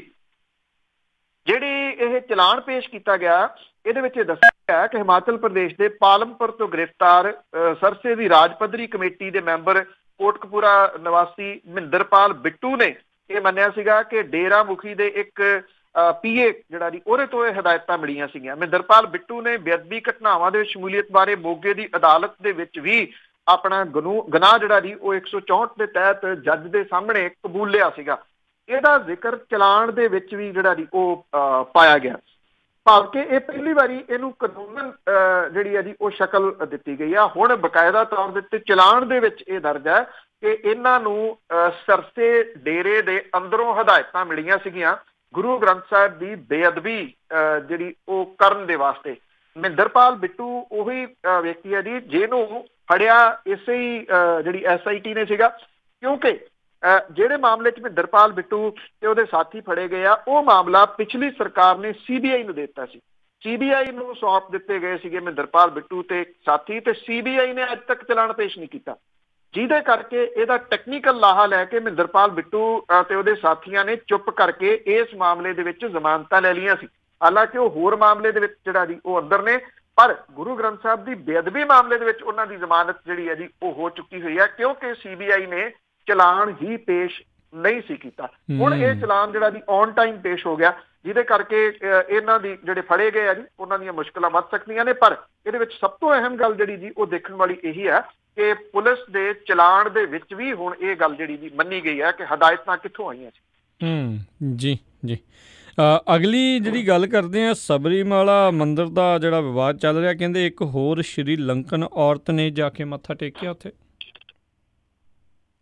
ਦੇਖੋ, ਹਾਲਾਂਕਿ ਜਿਹੜੀਆਂ 2 ਔਰਤਾਂ ਨੇ ਮੱਥਾ ਟੇਕਿਆ ਸੀਗਾ ਜੀ ਉਹਨਾਂ ਦੀ ਤਾਂ CCTV ਫੁਟੇਜ ਵੀ ਆਈ ਸੀਗੀ। ਉਦੋਂ ਬਾਅਦ ਕੇਰਲਾ ਦੇ ਵਿੱਚ ਕਾਫੀ ਤਣਾਅ ਵਾਲਾ ਮਾਹੌਲ ਜਿਹੜਾ ਜੀ ਉਹ ਬਣਿਆ ਹੋਇਆ, ਥਾਂ ਥਾਂ ਦੇ ਉੱਤੇ ਹਿੰਸਕ ਘਟਨਾਵਾਂ ਜਿਹੜੀਆਂ ਜੀ ਉਹ ਹੋਈਆਂ ਨੇ। ਹੁਣ ਇਹ ਸਰਕਾਰੀ ਅਧਿਕਾਰੀਆਂ ਨੇ ਦਾਅਵਾ ਕੀਤਾ, ਕਿਉਂਕਿ ਇਹ ਦਾਅਵੇ ਕਿਉਂ ਕੀਤੇ ਜਾ ਰਹੇ ਆ ਸਰਕਾਰ ਦੀ ਤਰਫੋਂ, ਕਿਉਂਕਿ ਸੁਪਰੀਮ ਕੋਰਟ ਦਾ ਹੁਕਮ ਹੈ ਸ਼ਬਰੀਮਾਲਾ ਦੇ ਵਿੱਚ ਮੰਦਿਰ ਦੇ ਵਿੱਚ ਮੱਥਾ ਟੇਕਣ ਤੋਂ ਕਿਸੇ ਨੂੰ ਰੋਕਿਆ ਨਹੀਂ ਜਾ ਸਕਦਾ। ਉੱਥੇ ਲਾਉਣਾ ਪਊਗਾ ਕਿ ਕਿੰਨੀਆਂ ਜਾਣਿਆਂ ਨੇ ਜਿਹੜਾ ਜੀ ਉਹ ਮੱਥਾ ਟੇਕਿਆ। ਇੱਕ 47 ਸਾਲਾ ਸ੍ਰੀਲੰਕਨ ਔਰਤ ਜਿਹੜੀ ਆ ਜੀ ਉਹਨੇ ਅਯੱਪਾ ਮੰਦਿਰ ਦੇ ਵਿੱਚ ਜਿਹੜਾ ਜੀ ਉਹ ਮੱਥਾ ਰਾਤ ਨੂੰ ਜਿਹੜਾ ਜੀ ਉਹ ਟੇਕਿਆ। ਮੁੱਖ ਮੰਤਰੀ ਦੇ ਦਫ਼ਤਰ ਨੇ ਜਿਹੜੀ ਹੈ ਜੀ ਇਹਦੀ ਪੁਸ਼ਟੀ ਕੀਤੀ ਹੈ ਕਿ ਲੰਕਾ ਦੇ ਨਾਲ ਸੰਬੰਧਿਤ ਔਰਤ ਮੰਦਿਰ ਦੇ ਅੰਦਰ ਗਈ ਤੇ ਉੱਥੇ ਉਹਨੇ ਜਾ ਕੇ ਪ੍ਰਾਰਥਨਾ ਵੀ ਜਿਹੜੀ ਸੀ ਉਹ ਕੀਤੀ। ਤੇ ਸ਼ਸ਼ੀ ਕਲਾ ਨਾਂ ਦੀ ਔਰਤ ਜਿਹੜੀ ਹੈ ਜੀ ਦਾਖਲ ਹੋਣ ਜਾਂ ਨਾ ਹੋਣ ਬਾਰੇ ਜਿਹੜੀ ਸਥਿਤੀ ਉਹ ਭੰਬਲ ਭੂਸੇ ਵਾਲੀ ਬਣੀ ਹੋਈ ਹੈ ਜੀ, ਕਿਉਂਕਿ ਇਹ ਕਿਹਾ ਗਿਆ ਜੀ ਕਿ ਪੁਲਿਸ ਨੇ ਕੋਈ ਵਿਰੋਧ ਪ੍ਰਦਰਸ਼ਨ ਨਾ ਹੋਣ ਦੇ ਬਾਵਜੂਦ ਉਹਨੂੰ ਮੋੜਤਾ, ਦਾਖਲ ਹੋਣ ਨਹੀਂ ਦਿੱਤਾ। ਸ਼ਸ਼ੀ ਕਲਾ ਦੇ ਦੌਰੇ ਸੰਬੰਧੀ ਪੁਲਿਸ ਨੇ CCTV ਫੁਟੇਜ ਵੀ ਜਾਰੀ ਕੀਤੀ ਹੈ, ਜਦੋਂ ਕਿ ਇਹ ਸਪਸ਼ਟ ਨਹੀਂ ਹੈ ਕਿ ਉਹਨੇ ਮੰਦਿਰ ਦੇ ਵਿੱਚ ਜਾਣ ਦੇ ਵਾਸਤੇ ਪਵਿੱਤਰ ਮੰਨੇ ਜਾਂਦੇ 18 ਜਿਹੜੇ ਕਦਮ ਨੇ ਉਹਨਾਂ ਦੀ ਪਾਲਣਾ ਕੀਤੀ ਹੈ ਜਾਂ ਨਹੀਂ। ਉਹ ਆਪਣੇ ਪਤੀ ਤੇ ਪੁੱਤਰ ਦੇ ਨਾਲ ਜਿਹੜਾ ਜੀ ਉਹ ਆਈ ਸੀ। ਸ਼ਬਰੀਮਾਲਾ ਦੇ ਵਿੱਚ ਔਰਤਾਂ ਦੇ ਦਾਖਲੇ ਦੇ ਵਿਰੋਧ ਦੇ ਵਿੱਚ ਭਾਜਪਾ ਤੇ ਸ਼ਬਰੀਮਾਲਾ ਕਰਮਾ ਸਮਿਤੀ ਉਹਨੇ ਕੇਰਲ ਸਰਕਾਰ ਦੇ ਖਿਲਾਫ ਸੰਘਰਸ਼ ਜਿਹੜਾ ਜੀ ਉਹ ਤੇਜ਼ ਕੀਤਾ ਹੋਇਆ। ਵਿਰੋਧੀ ਧਿਰਾਂ ਦਾ ਇਹ ਕਹਿਣਾ ਹੈ ਕਿ CPIM ਤੇ ਇਹਦੀਆਂ ਸਹਿਯੋਗੀ ਧਿਰਾਂ ਅਯੱਪਾ ਮੰਦਿਰ ਦੀਆਂ ਰਵਾਇਤਾਂ ਨੂੰ ਭੰਗ ਕਰਨ ਦੀ ਕੋਸ਼ਿਸ਼ ਜਿਹੜੀ ਜੀ ਉਹ ਕਰ ਰਹੀਆਂ ਨੇ। ਕਰਮਾ ਸਮਿਤੀ ਨੇ ਇਹ ਕਿਹਾ ਜੀ ਕਿ ਇੱਕ ਮਾਓਵਾਦੀ ਗਰੁੱਪ ਸੂਬਾ ਸਰਕਾਰ ਦਾ ਸਾਥ ਦੇ ਰਿਹਾ ਤੇ ਇਹਦੀ NIA ਜਾਂਚ ਜਿਹੜੀ ਹੈ ਜੀ ਉਹ ਕੀਤੀ ਜਾਣੀ ਚਾਹੀਦੀ ਹੈ। ਜਿਹੜੇ ਅਦਾਕਾਰ ਤੋਂ ਸਿਆਸਤਦਾਨ ਬਣੇ, ਕਮਲ ਹਸਨ ਨੇ ਸੱਜੇ ਪੱਖੀ ਧਿਰਾਂ ਦੇ ਉੱਤੇ ਕੇਰਲਾ ਦੇ ਵਿੱਚ ਹਿੰਸਾ ਭੜਕਾਉਣ ਦਾ ਦੋਸ਼ ਜਿਹੜਾ ਜੀ ਉਹ ਲਾਇਆ। ਉਧਰ ਸਵਾਮੀ ਅਗਨੀਵੇਸ਼ ਜਿਹੜੇ ਇੱਕ ਸਮਾਜਿਕ ਕਾਰਕੁਨ ਵੀ ਨੇ ਜੀ, ਉਹਨੇ ਭਾਜਪਾ ਤੇ RSS ਦੀ ਕੇਰਲਾ ਦੇ ਵਿੱਚ ਹਿੰਸਾ ਭੜਕਾਉਣ ਤੇ ਨਿਖੇਧੀ ਜਿਹੜੀ ਹੈ ਜੀ ਉਹ ਕੀਤੀ ਹੈ। ਸਵਾਮੀ ਅਗਨੀਵੇਸ਼ ਦਾ ਇਹ ਕਹਿਣਾ ਕਿ ਅਯੱਪਾ ਮੰਦਿਰ ਦੇ ਵਿੱਚ 2 ਜਨਵਰੀ ਨੂੰ ਦਾਖਲ ਹੋਣ ਵਾਲੀਆਂ ਔਰਤਾਂ ਨੂੰ ਉਹਨੇ ਵਧਾਈ ਦਿੱਤੀ ਹੈ ਔਰ ਇਹ ਗੱਲ ਕਹੀ ਹੈ ਕਿ ਦੋਵੇਂ ਔਰਤਾਂ ਮਿਸਾਲੀ ਨੇ ਤੇ ਔਰਤਾਂ ਦੀ ਆਜ਼ਾਦੀ ਤੇ ਹੱਕਾਂ ਲਈ ਆਵਾਜ਼ ਜਿਹੜੀ ਹੈ ਜੀ ਉਹ ਬੁਲੰਦ ਹੋਈ ਆ। ਉਹਨੇ ਇਹ ਵੀ ਗੱਲ ਕਹੀ ਹੈ ਕਿ ਸੰਘੀ ਤਾਕਤਾਂ ਨੇ ਸੂਬੇ ਦੇ ਵਿੱਚ ਸਰਜੀਕਲ ਸਟ੍ਰਾਈਕ ਕੀਤੀ ਹੈ। ਸੋ ਇਹ ਮਾਮਲਾ ਕਾਫੀ ਜ਼ਿਆਦਾ ਜਿਹੜਾ ਜੀ ਉਹ ਵਧਿਆ ਹੋਇਆ ਕੇਰਲਾ ਦੇ ਵਿੱਚ। ਔਰ ਜਦੋਂ ਇਹ 2 ਔਰਤਾਂ ਮੰਦਿਰ ਚੋਂ ਮੱਥਾ ਟੇਕ ਕੇ ਬਾਹਰ ਆ ਗਈਆਂ ਸਨ ਤੇ ਘੰਟਿਆਂ ਬੱਧੀ ਮੰਦਿਰ ਦੇ ਬੂਹੇ ਬੰਦ ਕਰਕੇ ਮੰਦਿਰ ਨੂੰ ਸ਼ੁੱਧ ਕੀਤਾ ਗਿਆ ਸੀ ਕਿਉਂਕਿ ਉਹ ਔਰਤਾਂ ਦੇ ਦਾਖਲੇ ਕਰਕੇ ਇਹਨਾਂ ਦੇ ਅਨੁਸਾਰ ਅਸ਼ੁੱਧ ਹੋ ਗਿਆ ਸੀ। ਜੀ ਅਗਲੀ ਜਿਹੜੀ ਆਪਾਂ ਪੰਨੂ ਜੀ ਗੱਲ ਕਰਦੇ, ਕਹਿੰਦੇ ਅੰਨਾ ਹਜ਼ਾਰੇ ਦੇ ਅੰਦੋਲਨ ਦੀ ਤਰਜ਼ ਦੇ ਉੱਤੇ ਹੀ ਚਲਾਉਣਗੇ ਆਪਣਾ ਇੱਕ ਅੰਦੋਲਨ HS ਫੂਲਕਾ ਹੋਣੀ। ਤੋ ਇਹ ਬਹੁਤੇ ਜਿਹੜੇ ਲੋਕ ਨੇ ਜੀ ਉਹਨਾਂ ਦੇ ਹਲਕ ਤੋਂ ਇਹ ਗੱਲ ਉੱਤਰ ਤਾਂ ਨਹੀਂ ਰਹੀ ਕਿਉਂਕਿ ਜਿਸ ਤਰੀਕੇ ਦੇ ਨਾਲ ਫੂਲਕਾ ਸਾਹਿਬ ਸਿਆਸਤ ਦੇ ਵਿੱਚ ਆਏ, ਪਹਿਲਾਂ ਉਹਨਾਂ ਨੇ ਮੈਂਬਰ ਪਾਰਲੀਮੈਂਟ ਦੀ ਚੋਣ ਲੜੀ ਔਰ ਕਾਫੀ ਵੋਟਾਂ ਉਹਨਾਂ ਨੇ ਹਾਸਲ ਕੀਤੀਆਂ। ਨਹੀਂ ਜਿੱਤ ਸਕੇ ਲੁਧਿਆਣੇ ਤੋਂ, ਪਰ ਵੋਟ ਬਹੁਤ ਉਹਨਾਂ ਨੇ ਹਾਸਲ ਜਿਹੜੀ ਉਹ ਕੀਤੀ ਸੀਗੀ। ਮੁੜ ਕੇ ਵਿਧਾਨ ਸਭਾ ਦੀਆਂ ਚੋਣਾਂ ਆਈਆਂ। ਵਿਧਾਨ ਸਭਾ ਦੀਆਂ ਚੋਣਾਂ ਦੇ ਵਿੱਚ ਉਹਨਾਂ ਨੂੰ ਪ੍ਰਚਾਰਿਆ ਵੀ ਗਿਆ ਕੁਝ ਥਾਵਾਂ ਦੇ ਉੱਤੇ ਕਿ ਉਹ ਮੁੱਖ ਮੰਤਰੀ ਦੇ ਦਾਅਵੇਦਾਰ ਵੀ ਨੇ। ਉਹਨਾਂ ਨੇ ਦਾਖਾ ਤੋਂ ਚੋਣ ਲੜੀ, ਚੋਣ ਜਿੱਤ ਵੀ ਗਏ। ਫਿਰ ਉਹਨਾਂ ਨੂੰ ਜਿਹੜਾ ਸੀਗਾ ਜੀ ਵਿਰੋਧੀ ਧਿਰ ਦੇ ਨੇਤਾ ਬਣਾਇਆ ਗਿਆ ਤੇ ਵਿਰੋਧੀ ਧਿਰ ਦੇ ਨੇਤਾ ਬਣਨ ਤੋਂ ਬਾਅਦ ਜਿਹੜੇ ਵਕੀਲਾਂ ਦੀਆਂ ਜਥੇਬੰਦੀਆਂ ਨੇ ਜੀ ਉਹਨਾਂ ਨੇ ਇਤਰਾਜ਼ ਉਠਾਇਆ ਕਿ ਇਹ ਲਾਭ ਵਾਲਾ ਅਹੁਦਾ ਹੈ, ਇਸ ਕਰਕੇ ਉਹਨਾਂ ਨੇ ਇਹ ਅਹੁਦਾ ਛੱਡਿਆ। ਫਿਰ ਉਹ ਦਿੱਲੀ ਤੋਂ ਦਾਖੇ ਤੱਕ ਸੀਮਤ ਰਹਿ ਗਏ। ਉਹਨਾਂ ਨੇ ਇਹ ਗੱਲ ਕਹੀ ਕਿ ਉਹ ਦਾਖੇ ਦੇ ਲੋਕਾਂ ਦੀ ਜਿਹੜੀ ਉਹ ਸੇਵਾ ਕਰਦੇ ਰਹਿਣਗੇ। ਫਿਰ ਉਹਨਾਂ ਨੇ ਦਾਖਾ ਤੋਂ ਜਿਹੜਾ ਜੀ ਅਸਤੀਫਾ ਦੇ ਦਿੱਤਾ। ਵਿਧਾਨ ਸਭਾ ਤੋਂ ਅਸਤੀਫਾ ਮਨਜ਼ੂਰ ਨਹੀਂ ਹੋਇਆ। ਫਿਰ ਉਹ ਵਿਧਾਨ ਸਭਾ ਦੇ ਸਪੀਕਰ ਨੂੰ ਮਿਲੇ, ਉਹਨਾਂ ਨੂੰ ਅਸਤੀਫਾ ਦਿੱਤਾ। ਹੁਣ ਉਹਨਾਂ ਨੇ ਆਮ ਆਦਮੀ ਪਾਰਟੀ ਤੋਂ ਅਸਤੀਫਾ ਜਿਹੜਾ ਜੀ ਉਹ ਦੇ ਦਿੱਤਾ। ਸੋ ਕਈ ਤਰ੍ਹਾਂ ਦੀਆਂ ਅਟਕਲਾਂ ਜਿਹੜੀਆਂ ਜੀ ਉਹ ਜਾਰੀ ਸੀਗੀਆਂ ਫੂਲਕਾ ਸਾਹਿਬ ਦੇ ਬਾਰੇ ਦੇ ਵਿੱਚ। ਉਹਨਾਂ ਨੇ ਹੁਣ ਪ੍ਰੈਸ ਕਾਨਫਰੰਸ ਕਰਕੇ ਜਿਹੜੀ ਗੱਲ ਕਹੀ ਆ ਕਿ ਉਹਨਾਂ ਦਾ ਸਿਆਸਤ ਦੇ ਵਿੱਚ ਆਉਣਾ ਸਹੀ ਫੈਸਲਾ ਨਹੀਂ ਸੀਗਾ। ਉਹਨਾਂ ਨੇ ਆਮ ਆਦਮੀ ਪਾਰਟੀ ਦੀ ਹੋਂਦ ਦੇ ਉੱਤੇ ਸਵਾਲੀਆ ਚਿੰਨ੍ਹ ਜਿਹੜਾ ਜੀ ਉਹ ਲਾਇਆ। ਇਹ ਗੱਲ ਉਹਨਾਂ ਨੇ ਕਹੀ ਆ ਕਿ ਅੰਨਾ ਹਜ਼ਾਰੇ ਦੀ ਮੂਵਮੈਂਟ ਤੋਂ ਬਾਅਦ ਅਰਵਿੰਦ ਕੇਜਰੀਵਾਲ ਹੋਰਾਂ ਨੇ ਜਿਹੜੀ ਆਮ ਆਦਮੀ ਪਾਰਟੀ ਬਣਾਉਣ ਦਾ ਐਲਾਨ ਕੀਤਾ ਸੀ, ਸਿਆਸੀ ਪਾਰਟੀ ਬਣਾਉਣ ਦਾ ਐਲਾਨ ਕੀਤਾ ਸੀ, ਉਹ ਗਲਤ ਸੀ। ਉਹਨਾਂ ਕਿਹਾ ਕਿ ਅੰਨਾ ਹਜ਼ਾਰੇ ਦਾ ਅੰਦੋਲਨ ਜਾਂ ਉਹਦੇ ਵਰਗਾ ਅੰਦੋਲਨ ਲਗਾਤਾਰ ਜਾਰੀ ਰਹਿਣਾ ਚਾਹੀਦਾ ਸੀਗਾ। ਔਰ ਉਹਨਾਂ ਨੇ ਕਿਹਾ ਕਿ ਉਹ ਅੱਗੋਂ ਕੋਈ ਚੋਣ ਨਹੀਂ ਲੜਨਗੇ, ਕੋਈ ਲੋਕ ਸਭਾ ਦੀ ਚੋਣ ਨਹੀਂ ਲੜਨਗੇ। 2 ਜਿਹੜੇ ਮੁਹਾਜਾਂ ਤੋਂ ਉਹ ਜੰਗ ਲੜਨਗੇ। ਇੱਕ ਤਾਂ ਉਹਨਾਂ ਨੇ ਕਿਹਾ ਕਿ ਅੰਨਾ ਹਜ਼ਾਰੇ ਵਰਗਾ ਅੰਦੋਲਨ ਜਿਹੜਾ ਜੀ ਉਹ ਦੁਬਾਰਾ ਸ਼ੁਰੂ ਕਰਨ ਦੇ ਉਹ ਯਤਨਾਂ ਦੇ ਵਿੱਚ ਨੇ। ਹੁਣ ਇਹਨਾਂ ਯਤਨਾਂ ਦੇ ਵਿੱਚ ਉਹ ਕੀ ਕਰਨਗੇ, ਕਿਹਨੂੰ ਨਾਲ ਲੈਣਗੇ, ਇਹਦਾ ਤਾਂ ਅਜੇ ਖੁਲਾਸਾ ਉਹਨਾਂ ਨੇ ਬਹੁਤਾ ਨਹੀਂ ਕੀਤਾ। ਪਰ ਇਹ ਕਿਹਾ ਜੀ ਇੱਕ ਤਾਂ ਪੰਜਾਬ ਦੇ ਵਿੱਚ ਫੈਲੇ ਨਸ਼ਿਆਂ ਦੇ ਬਾਰੇ ਦੇ ਵਿੱਚ ਉਹ ਜਿਹੜਾ ਜੀ ਮੁਹਾਜ ਖੜਾ ਕਰਨਾ ਚਾਹੁੰਦੇ ਆ, ਇੱਕ ਵੱਡਾ ਅੰਦੋਲਨ ਕਰਨਾ ਚਾਹੁੰਦੇ ਆ। ਦੂਜਾ ਉਹਨਾਂ ਨੇ ਇਹ ਗੱਲ ਕਹੀ ਹੈ ਕਿ ਸ਼੍ਰੋਮਣੀ ਗੁਰਦੁਆਰਾ ਪ੍ਰਬੰਧਕ ਕਮੇਟੀ ਦੇ ਉੱਤੇ ਬਾਦਲ ਪਰਿਵਾਰ ਦੇ ਕਬਜ਼ੇ ਨੂੰ ਉਹ ਤੋੜਨਾ ਚਾਹੁੰਦੇ ਆ। ਮੈਂ ਕਿਹਾ ਨਾ ਤਾਂ ਉਹ ਲੋਕ ਸਭਾ ਦੀ ਚੋਣ ਲੜਨਗੇ, ਨਾ ਉਹ ਸ਼੍ਰੋਮਣੀ ਗੁਰਦੁਆਰਾ ਪ੍ਰਬੰਧਕ ਕਮੇਟੀ ਦੀ ਚੋਣ ਹੀ ਜਿਹੜੀ ਆ ਜੀ ਉਹ ਲੜਨਗੇ। ਉਹਨੂੰ ਆਜ਼ਾਦ ਕਰਾਉਣ ਦੇ ਵਾਸਤੇ ਉਹ ਮੁਹਾਜ ਜਿਹੜਾ ਜੀ ਉਹ ਖੜਾ ਕਰਨਗੇ। ਹੁਣ ਸਵਾਲ ਜਿਹੜੇ ਨਾ ਜੀ ਵੱਡੇ ਉਹ ਇਹ ਆ ਰਹੇ ਨੇ ਕਿ ਦਾਖੇ ਦੇ ਲੋਕ ਜਿਨ੍ਹਾਂ ਨੇ ਯਕੀਨ ਕੀਤਾ ਸੀ ਉਹਨਾਂ ਦੇ ਉੱਤੇ, ਉਹਨਾਂ ਨੂੰ ਜਿਤਾ ਕੇ ਭੇਜਿਆ ਸੀ 5 ਸਾਲ ਦੇ ਵਾਸਤੇ, ਕਿ ਉਹਨਾਂ ਨੂੰ ਜਿਹੜਾ ਜੀ ਉਹ ਪੁੱਛਿਆ ਗਿਆ। ਅਕਸਰ ਜਿਹੜੇ ਵੋਟਰ ਹੁੰਦੇ ਜੀ ਉਹਨਾਂ ਨੂੰ ਪੁੱਛਿਆ ਨਹੀਂ ਜਾਂਦਾ, ਕੋਈ ਵੀ ਸਿਆਸੀ ਪਾਰਟੀ ਨਹੀਂ ਪੁੱਛਦੀ। ਜਿਹੜੇ ਸਮੇਂ-ਸਮੇਂ ਤੇ ਉਹਨਾਂ ਨੇ ਸਿਆਸੀ ਫੈਸਲੇ ਜਿਹੜੇ ਜੀ ਉਹ ਲਏ, ਲੋਕ ਸਭਾ ਚੋਣ ਲੜਨ ਦਾ, ਵਿਧਾਨ ਸਭਾ ਦੀ ਚੋਣ ਲੜਨ ਦਾ, ਵਿਰੋਧੀ ਧਿਰ ਦੇ ਨੇਤਾ ਜਿਹੜੇ ਸੀ ਉਹ ਬਣਨ ਦਾ, ਇਹ ਸਾਰੇ ਸਿਆਸੀ ਫੈਸਲੇ ਸੀਗੇ। ਉਦੋਂ ਉਹਨਾਂ ਨੂੰ ਜਿਹੜਾ ਜੀ ਇਹ ਕਿਉਂ ਨਹੀਂ ਲੱਗਿਆ ਕਿ ਇਹ ਗਲਤ ਜਿਹੜਾ ਜੀ ਉਹ ਕਰ ਰਹੇ ਨੇ? ਕੀ ਉਹ ਕਿਸੇ ਹੋਰ ਗੱਲ ਤੋਂ ਨਿਰਾਸ਼ ਨੇ ਅੰਦਰ ਖਾਤੇ, ਜਿਹੜੀ ਉਹਨਾਂ ਨੇ ਜਿਹੜੀ ਉਹ ਸਾਹਮਣੇ ਨਹੀਂ ਲਿਆਂਦੀ? ਇਹ ਅਜੇ ਕੁਝ ਕਿਹਾ ਨਹੀਂ ਜਾ ਸਕਦਾ। ਆਉਂਦੇ ਦਿਨਾਂ ਦੇ ਦੌਰਾਨ ਜਿਹੜਾ ਜੀ ਉਹ ਦੇਖਾਂਗੇ ਕਿ ਕਿਸ ਪਾਸੇ ਵੱਲ ਨੂੰ ਕਹਾਣੀ ਜਾਂਦੀ ਹੈ। ਜੇ ਉਹ ਵਾਕਿਆ ਹੀ ਜਿਹੜਾ ਨਸ਼ੇ ਦੇ ਵਾਸਤੇ ਜਿਹੜਾ ਜੀ ਉਹ ਮੁਹਾਜ਼ ਖੜਾ ਕਰਨਾ ਚਾਹੁੰਦੇ ਆ, ਅੰਦੋਲਨ ਖੜਾ ਕਰਨਾ ਚਾਹੁੰਦੇ ਆ, ਇਹਦੀ ਜਿਹੜੀ ਆ ਜੀ ਇੱਕ ਪੱਖੋਂ ਸਿਫਤ ਕੀਤੀ ਜਾਣੀ ਚਾਹੀਦੀ ਆ। ਬਾਕੀ ਇਹ ਖੜਾ ਹੋ ਸਕੂਗਾ ਜਿਹੜਾ ਜੀ ਇਹ ਬਹੁਤ ਵੱਡਾ ਇੱਕ ਸਵਾਲ ਹੈ, ਕਿਉਂਕਿ ਸਮੇਂ ਦੇ ਉੱਤੇ ਕਈ ਮੂਵਮੈਂਟ ਜਿਹੜੀਆਂ ਜੀ ਉਹ ਤੁਰੀਆਂ ਨੇ, ਮੁੜ ਕੇ ਉਹਨਾਂ ਦੇ ਸਭ ਨੂੰ ਪਤਾ ਹੈ ਕਿ ਕਿਉਂ ਉਹ ਦਬ ਜਾਂਦੀਆਂ ਨੇ। ਇਹਦੇ ਵਿੱਚ ਸਿਆਸੀ ਰਲੇਵਾਂ ਜਿਹੜਾ ਜੀ ਸਮਗਲਰਾਂ ਦੇ ਪਿੱਛੇ, ਕਿਉਂਕਿ ਇੱਥੇ ਸਹੁੰ ਖਾ ਕੇ ਵੀ ਜਿਹੜਾ ਜੀ ਉਹ ਮੁੱਕਰ ਗਏ ਨਾ, ਅੱਜ ਤੱਕ ਜਿਹੜਾ ਜੀ ਕੋਈ ਫੜਿਆ ਗਿਆ। ਉਹ ਲੋਕ ਸਾਥ ਦੇਣਗੇ ਜਿਹੜੇ ਅਧੀਏ ਪਊਏ ਦੇ ਉੱਤੇ ਜਿਹੜੀਆਂ ਜੀ ਉਹ ਵੋਟਾਂ ਪਾਉਂਦੇ ਆ। ਇਹ ਬਹੁਤ ਵੱਡਾ ਜਿਹੜਾ ਜੀ ਉਹ ਸਵਾਲ ਰਹੂਗਾ। ਔਰ ਜਿਹੜੀਆਂ ਧਿਰਾਂ ਨੇ, ਵੱਖ-ਵੱਖ ਸਿਆਸੀ ਧਿਰਾਂ, ਉਹ ਫੂਲਕਾ ਸਾਹਿਬ ਦੇ ਇਸ ਬਿਆਨ ਨੂੰ ਅਜੇ ਹਲਕੇ ਦੇ ਵਿੱਚ ਜਿਹੜਾ ਜੀ ਉਹ ਲੈ ਰਹੀਆਂ ਨੇ। ਹਾਂ, ਸ਼੍ਰੋਮਣੀ ਗੁਰਦੁਆਰਾ ਪ੍ਰਬੰਧਕ ਕਮੇਟੀ ਵਾਲੇ ਮਾਮਲੇ ਦੇ ਉੱਤੇ ਜਿਹੜੀ ਥੋੜ੍ਹੀ ਜਿਹੀ ਗੁੱਸਾ ਦੀ ਉਹ ਅਕਾਲੀ ਦਲ ਨੂੰ ਜ਼ਰੂਰ ਲੱਗਿਆ, ਜਿਨ੍ਹਾਂ ਨੇ ਇਹ ਕਹਿਤਾ ਕਿ ਕਾਂਗਰਸ ਤੇ ਆਪ ਜਿਹੜੇ ਆ ਜੀ ਉਹ ਆਪਸ ਦੇ ਵਿੱਚ ਰਲੇ ਹੋਏ ਆ। ਸ਼੍ਰੋਮਣੀ ਗੁਰਦੁਆਰਾ ਪ੍ਰਬੰਧਕ ਕਮੇਟੀ ਵਾਲੇ ਮਾਮਲੇ ਦੇ ਉੱਤੇ ਇਹ ਕਿਹਾ ਜਾ ਸਕਦਾ ਹੈ ਕਿ ਫੂਲਕਾ ਸਾਹਿਬ ਦੀ ਪੰਥਕ ਹਲਕਿਆਂ ਦੇ ਵਿੱਚ ਰਿਸਪੈਕਟ ਹੈ। ਇਹ ਤਾਂ ਮੰਨਣ ਵਾਲੀ ਗੱਲ ਹੈ। ਲੋਕਾਂ ਦੇ ਮਨਾਂ ਦੇ ਅੰਦਰ ਇਸ ਚੀਜ਼ ਨੂੰ ਲੈ ਕੇ ਉਹਨਾਂ ਦੀ ਇੱਜ਼ਤ ਹੈ ਕਿ ਉਹਨਾਂ ਨੇ ਇੱਕ ਲੰਬੀ ਲੜਾਈ 1984 ਦੇ ਸਿੱਖ ਕਤਲੇਆਮ ਦੇ ਬਾਰੇ ਦੇ ਵਿੱਚ ਜਿਹੜੀ ਹੈ ਜੀ ਉਹ ਲੜੀ ਆ। ਪਰ ਕੀ ਜਿਹੜਾ ਜੀ ਇਹਨੂੰ ਉਹ ਸ਼੍ਰੋਮਣੀ ਗੁਰਦੁਆਰਾ ਪ੍ਰਬੰਧਕ ਕਮੇਟੀ ਤੋਂ ਕਬਜ਼ਾ ਤੋੜਨ ਦੇ ਵਾਸਤੇ ਕਿੰਨਾ ਕੁ ਵਰਤ ਸਕਣਗੇ, ਇਹ ਸਵਾਲ ਹੈ। ਸਹੀ ਪੁੱਛੋ, ਜਿਹੜੇ ਵਿਸ਼ਲੇਸ਼ਕ ਨੇ, ਜਿਹੜੇ ਚੀਰ ਫਾੜ ਜਿੰਨੇ ਵੀ ਕਰਦੇ ਨੇ, ਉਹਨਾਂ ਦੇ ਬਹੁਤੀਆਂ ਗੱਲਾਂ ਜਿਹੜੀਆਂ ਜੀ ਅਜੇ ਸਮਝ ਨਹੀਂ ਆ ਰਹੀਆਂ ਫੂਲਕਾ ਸਾਹਿਬ ਦੀਆਂ, ਕਿ ਉਹਨਾਂ ਨੇ ਇਸ ਤਰ੍ਹਾਂ ਦੇ ਇਹ ਸਟੈਪ ਜਿਹੜੇ 2-4 ਸੀਗੇ ਅਸਤੀਫਾ ਦੇਣ ਵਾਲਾ ਪਹਿਲਾਂ ਵਿਧਾਨ ਸਭਾ ਤੋਂ, ਉਹ ਕਿਉਂ ਲਿਆ, ਜਾਂ ਹੁਣ ਪਾਰਟੀ ਕਿਉਂ ਛੱਡੀ, ਤੇ ਇਹ ਦੋ ਮੁਹਾਜ਼ ਜਿੱਥੋਂ ਉਹਨਾਂ ਨੇ ਗੱਲ ਕੀਤੀ ਆ, ਇਹਨੂੰ ਕਿਵੇਂ ਉਹ ਸਾਰਾ ਆਰਗੇਨਾਈਜ਼ ਕਰਨਗੇ। ਜੀ ਬਿਲਕੁਲ, ਸਭ ਦੇ ਵਿੱਚ ਅਜੇ ਭੰਬਲ ਭੂਸਾ ਹੀ ਬਣਿਆ ਹੋਇਆ ਆ। ਜਾਂਦੇ ਪੰਨੂ ਜੀ, ਆਪਾਂ ਖਬਰ ਤੇ ਨਜ਼ਰ ਮਾਰਦੇ ਹਾਂ। ਹੁਸ਼ਿਆਰਪੁਰ ਦੇ ਇੱਕ ਹੋਟਲ ਦੇ ਵਿੱਚ ਕਹਿੰਦੇ ਹਮਲਾ ਆ, ਕਈ ਅਫਸਰ ਜ਼ਖਮੀ। ਇਹ ਪੰਜਾਬ ਪੁਲਿਸ ਅਕੈਡਮੀ ਦੇ ਕਮਾਂਡੈਂਟ, ਤਹਿਸੀਲਦਾਰ ਤੇ ਉਹਦੇ ਕੁਝ ਸਹਿਯੋਗੀ, ਅੱਧੇ ਦਰਜਨ ਦੇ ਕਰੀਬ ਬੰਦੇ ਜਿਹੜੇ ਜੀ ਉਹ ਜ਼ਖਮੀ ਹੋਏ ਆ। ਇਹ ਵਾਰਦਾਤ ਦੇ ਪਿੱਛੇ ਹੋਟਲ ਦੇ ਭਾਈਵਾਲਾਂ ਦੇ ਵਿੱਚੋਂ ਬੰਦੇ ਦਾ ਨਾਮ ਜਿਹੜਾ ਜੀ ਉਹ ਸ਼ਾਮਲ ਦੱਸਿਆ ਜਾ ਰਿਹਾ। ਹੁਸ਼ਿਆਰਪੁਰ ਦੇ ਨਾਇਬ ਤਹਿਸੀਲਦਾਰ ਮਨਜੀਤ ਸਿੰਘ ਦੇ ਵੱਲੋਂ ਹੋਟਲ 'ਚ ਆਪਣੇ ਦੋਸਤਾਂ ਨੂੰ ਕੋਈ ਪਾਰਟੀ ਦਿੱਤੀ ਜਾ ਰਹੀ ਸੀ। ਜਦੋਂ ਪਾਰਟੀ ਤੋਂ ਬਾਅਦ ਉਹ ਵਾਪਸ ਜਾਣ ਦੀਆਂ ਤਿਆਰੀਆਂ ਕਰ ਰਹੇ ਸੀ ਤਾਂ ਉਹਨਾਂ ਤੇ ਹੋਟਲ ਦੇ ਮਾਲਕਾਂ ਦੇ ਵਿੱਚੋਂ ਇੱਕ ਜਿਹੜਾ ਜੀ ਵਿਸ਼ਵਨਾਥ ਬੰਟੀ ਆ, ਉਹਦੇ ਵੱਲੋਂ ਕੁਝ ਸੱਦੇ ਗਏ ਬੰਦਿਆਂ ਨੇ ਆ ਕੇ ਹਮਲਾ ਜਿਹੜਾ ਸੀ ਉਹ ਬੋਲ ਦਿੱਤਾ।